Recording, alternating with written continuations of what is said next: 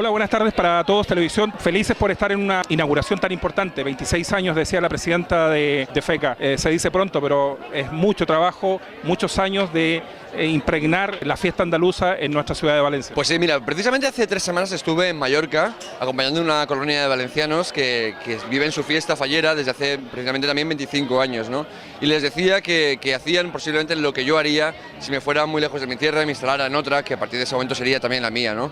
Yo creo que es exactamente lo mismo que está haciendo FECA desde hace 26 años, trasladar su fiesta a Valencia y además de esa manera también regalarla a una ciudad que ya tiene muchas fiestas pero que siente también esta feria andaluza, la siente como propia. Los valencianos, cuando asisten a esta fiesta, de alguna u otra manera también se vuelven andaluces por esta semana.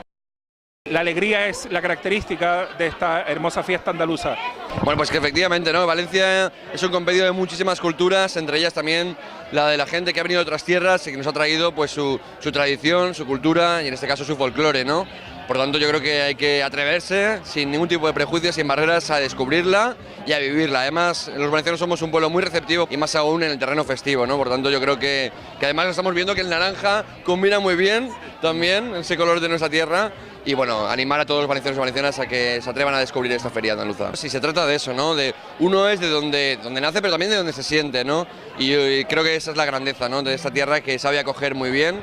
Y como digo, cuando se trata de fiestas, además sin ningún reparo. Encantadísimos de sentir esta feria de abril, esta feria andaluza, en definitiva, como una feria nuestra. Por primera vez en nuestras pantallas y esperamos que no sea la última, como señalamos a nuestros primeros entrevistados. Encantado. Muchas gracias. Vale.